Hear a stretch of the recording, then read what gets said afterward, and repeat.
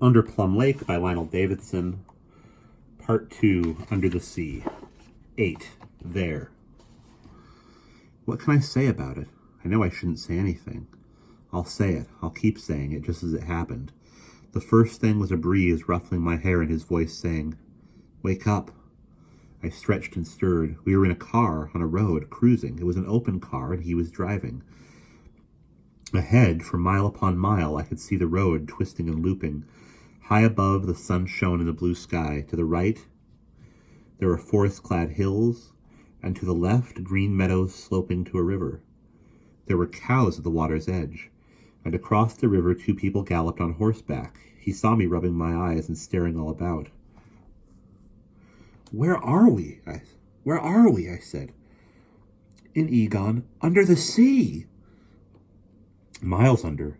30 miles at least here. He saw me peering up and laughing. You won't see it, he said. But how does it stay up? He laughed so much he had to slow the car. How does your sky stay up, he said, or your sun? How does your ground stay down? He wiped his streaming eyes. Don't worry, I'll explain later. Though I don't know how much you'll understand, he added cheerfully. He told me we were in Tigran nut country and pointed out the details of the forest. And I looked at it, and at the meadows and the river, and blinked. But none of it changed. The sky was high and blue, and the sun shone in it. Sky and sun. Below the sea? Don't worry, he said. Breathe. I breathed. There was the most delicious scent in the air. I couldn't breathe in enough of it. It was coming from the forest. I saw that the tigra trees were strange and beautiful. Their trunks dappled with maroon and silver. From the high blue foliage, large nuts dropped in clusters like purple melons. We were passing a small clearing in the forest, and I saw movement and wondered if it was animals. Not animals, he said, though I hadn't asked aloud. They're tigra pickers. And soon afterwards, at another clearing, I saw a group of them on the ground, men stripped to the waist in the hot sun. There was something strange about them. I couldn't say what it was. They were clustered about a huge crate, like a boat, piled high with purple nuts. Overhead, a net was stretched beneath the trees, and a chute led from it to the crate. Men were swaying overhead in the net and tumbling the great nuts down the chute.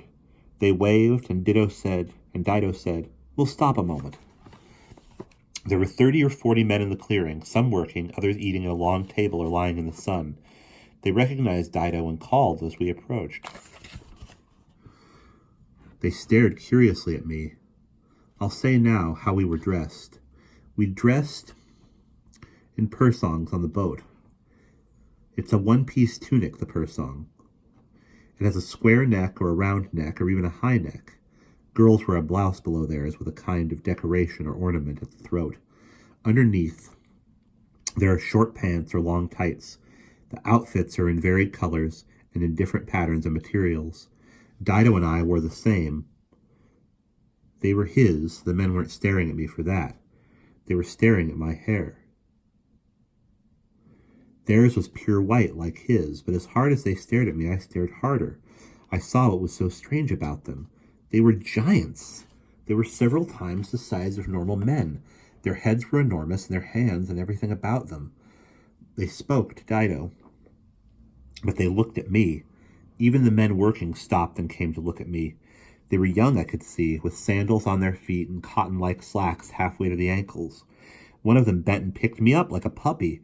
In the hot sun, a powerful odor came off him, not unpleasant, almost spicy. He held me with one hand and put another under my chin and looked at my eyes.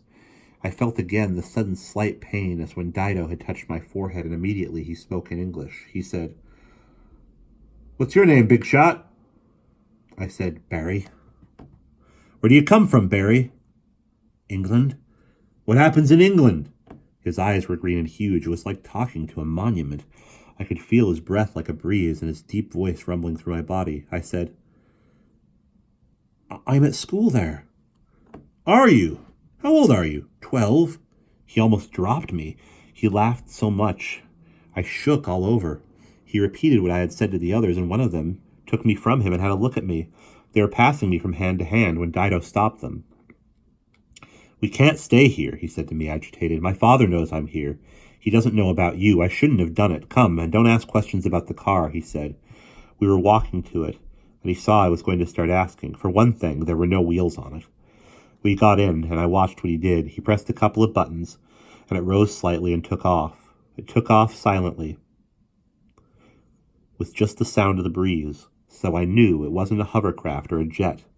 I couldn't tell what sort of craft it was. What's so funny about my age? I said. They thought you'd be my age. What's your age? 99, he said. He saw my mouth drop open. My little sister is 60, he said, and our baby, who sleeps all day, is 18. 18 years? Years, you won't understand. And I shouldn't have got you. Maybe my father does know. He was frowning, rubbing his face. And I have an important exam coming up. You're going to be nothing but trouble. Well, what do you... Just shut up, he said. Look, I didn't ask you to... Good night, he said, and touched my forehead, and I was asleep again. The sun was lower when I woke.